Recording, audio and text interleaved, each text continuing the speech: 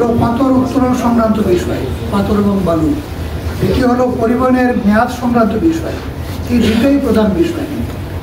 পাথরের ব্যাপারে আমাদের সকলেই কথা বলেছেন, আমরাও এর সাথেই একমত যে দীর্ঘদিন পাথর উত্তোলন হয় নাই এবং এই পাথরটা কিন্তু উপর থেকে নেমে আসে, এসেই যেখানে পাথর গর্ত হয় ওইটাই কিন্তু ভরে যায় এবং এটা আমাদের দীর্ঘদিন থেকে যুগের পর যুগ থেকে আমরা তাই দেখে আসছি এবং এই বিষয়টা এইভাবেই যুগের পর যুগ থেকে সারা বছর পাথর উত্তোলন হয়, কিন্তু এরপরেও পাথর শেষ হয় না।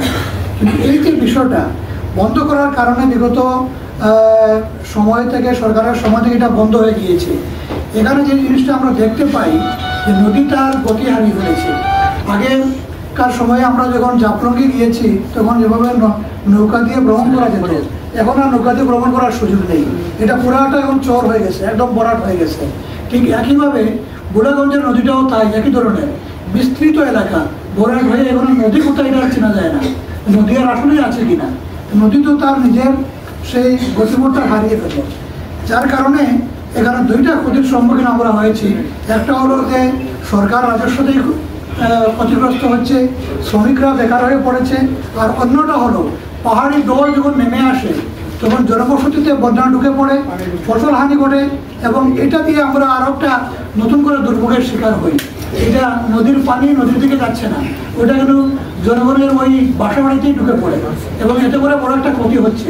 22-এর বন্যাটা তাই, এবং গত 24-এও একটা বন্যা হয়েছিল এই গোয়েনঘাট এবং জয়ন্তা কানাইঘাটের দিকে, এই একই অবস্থা।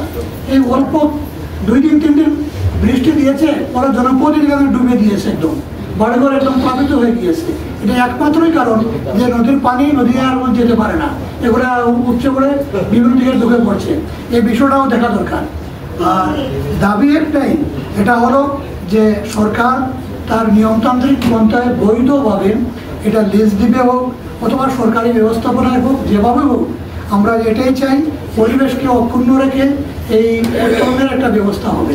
এটা আপনার পক্ষ থেকে, এটা আমাদের আজকে আপনারা দেখেছেন এখানে মালিক, শ্রমিক, তারপরে পরিবহন, রাজনৈতিক নেতৃবৃন্দ, আমার মনে হয় যে কোনো স্টেক হোল্ডার সিলেটে যারা আছে কেউ এর সাথে দ্বিমত করবে না, সবাই একমত।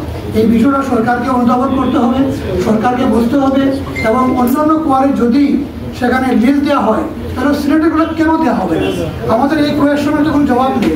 এই জন্য আমরা মনে করি অবিলম্বে এইভাবে একটা ব্যবস্থা নেওয়া হবে।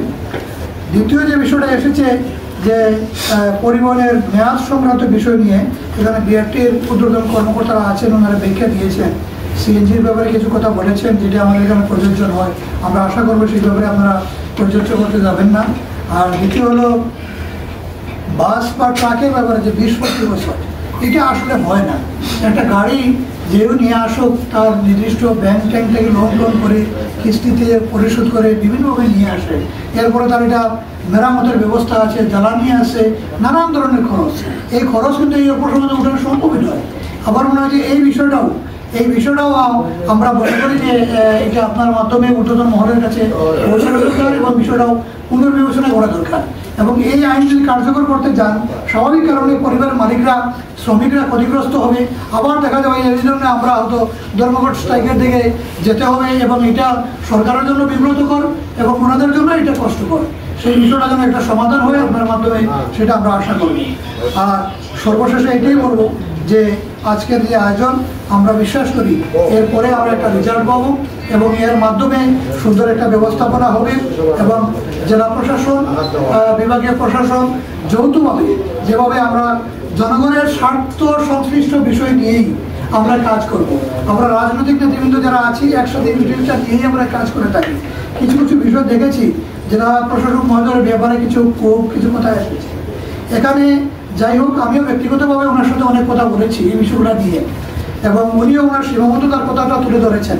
ঊর্ধ্বতন থেকে সেখান থেকে সরাসরি ট্রান্সপোর্ট এসেছে এবং একজন সিনিয়র যুগ্ম সচিবের নেতৃত্বে আমাকে নির্দেশ দেওয়া হয়েছে আমার কী করণীয় ছিল। কিন্তু তারপরেও আপনি এখানে দায়িত্ব পালন করছেন, আমরা বলেছি যে এরপরেও এখানে যারা আছে তাদের সাথে আলাপ করে এরকম একটা ব্যবস্থা গেলে হয়তো এই ধরনের ব্যবস্থা হতো না, শ্রমিকরা কোনো ক্ষতিগ্রস্ত হতো না। তারপরেও আমরা আশা করব সবগুলো বিষয় আলাপ আলোচনার ভিত্তিতে হবে এবং আমরা একটা সমাধানে করতে পারবো।